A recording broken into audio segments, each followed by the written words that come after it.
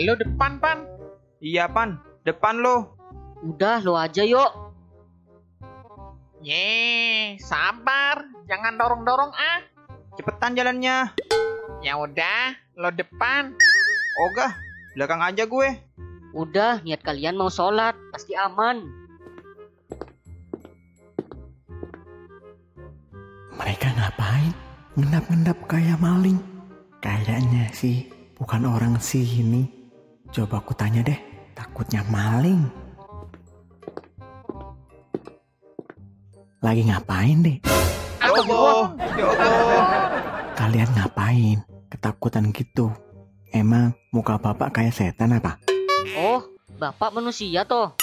Ya Allah, gak sopan kamu anak muda. Ya manusia, masa didemit? Orang, Pan. Iya tahu, mastiin aja. Kalian ngapain? Ngendap-ngendap? Mau maling ya?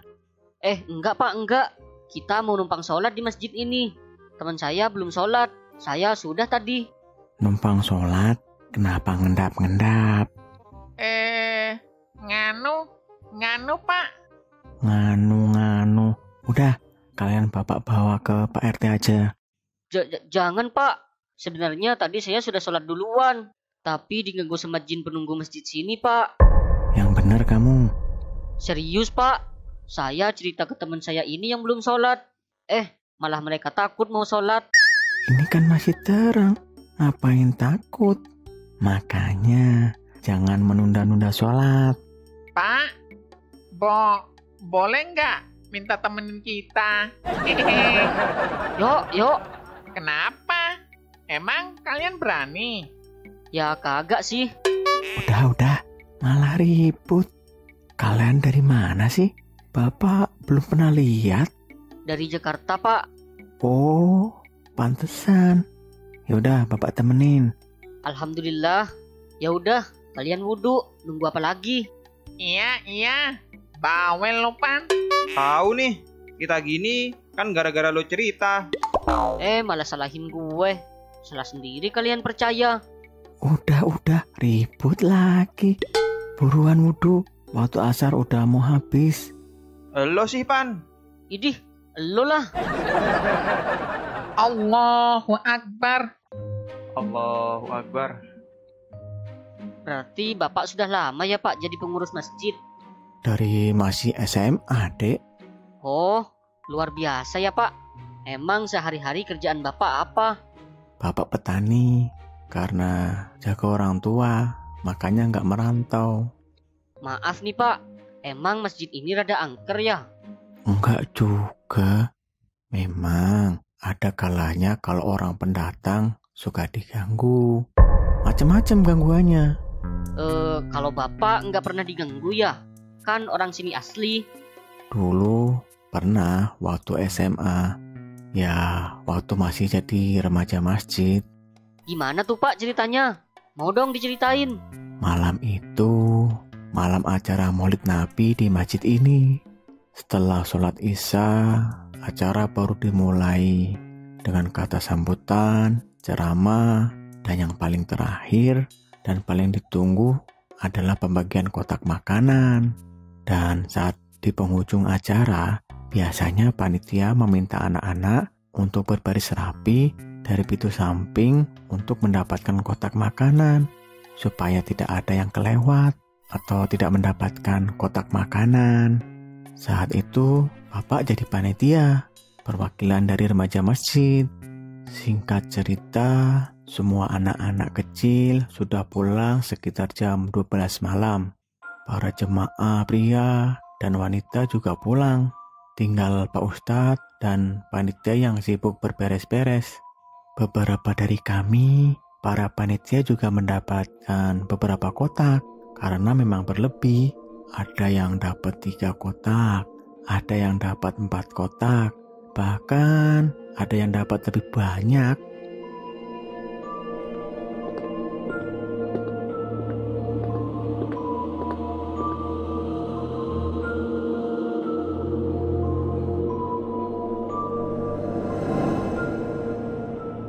Di dalam sudah nggak ada orang. Udah jam 12 lewat ini. Mereka kok masih di situ? Nunggu siapa anak-anak ini? Coba aku tanya deh.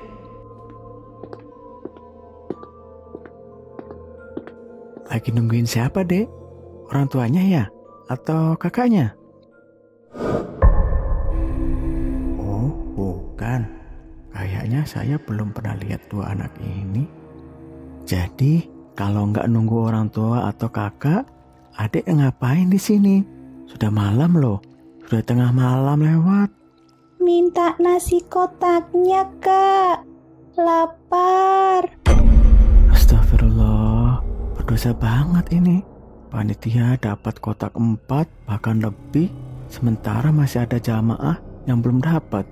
Apa karena dia nggak pakai baju muslim, makanya nggak masuk tadi pas pembagian? Minta nasi kotaknya, Kak. Tunggu sebentar ya, abang ambilkan.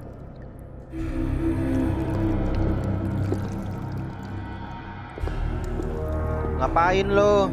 Cari apaan? Ini mau ngasih kotakku buat adik-adik di depan. Adik-adik? Maksudnya siapa? Kayaknya semua adik-adik udah pada dapat jatah. Iya, tapi ada yang belum dapet. Tuh, lagi nunggu di luar. Masa sih?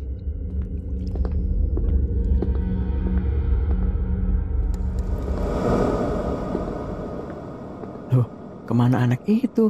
Cepet banget ngilangnya. Padahal kan cuma sebentar ngambil doang. Mana adik-adiknya, bro?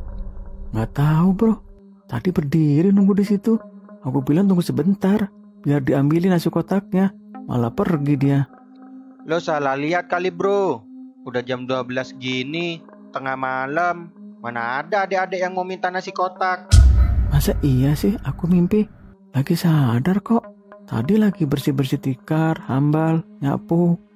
Ya udah, nggak usah dipikir. Ayo pulang. Tinggal kita yang belum pulang. Mana rumah lo masih jauh kan?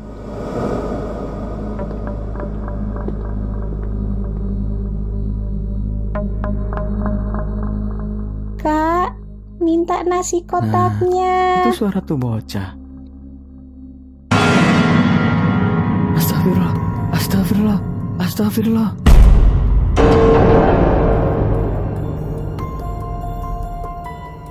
Itu pengalaman yang paling horor dalam hidup Bapak. Saat itu kaki dan badan gak bisa bergerak. Akhirnya ada Pak Ustadz yang kebetulan lewat. Langsung ditolong Pak Ustadz. Baca-baca doa sambil wajah Bapak diusap-usap. Ketika sadar, Bapak ceritakan semua ke Ustadz. Kata Pak Ustadz, itu adalah jin yang mengambil rupa. Tujuannya apalagi selain mengganggu manusia. Oh, Pan, tadi yang gangguin lo juga jin. Iya kayak lo kalau di masjid ngarepnya nasi kotak. Memang, anak-anak itu gak semua mengerti. Dari pengajian Ustadz, kadang hanya kepengin makanannya. Di masjid, mereka ada yang bercanda, berlari-lari. Tapi, kata Pak Ustadz, ya gak masalah. Namanya juga pikiran anak-anak masih kecil, gak perlu dimarahin, dan gak perlu diusir. Karena nanti kalau diusir dan dimarahin, atau digores hatinya, itu akan membuat sebuah kesan berbeda tentang masjid bagi anak-anak itu. Setidaknya mereka sudah membiasakan diri untuk pergi ke masjid. Nanti lama-kelamaan mereka akan mengerti, mereka akan paham makna sebenarnya yang terhubung dengan masjid. Saya coba memahami kata-kata Ustadz tadi, Pak. Tapi memang ada aja beberapa orang yang tidak menyukai anak-anak yang berlarian di sekitaran area masjid. Atau mereka sedang sibuk ngobrol dengan teman sebayanya. Iya, Pak. Biasanya ngomongin masalah snack, isi dalamnya. Hehehe.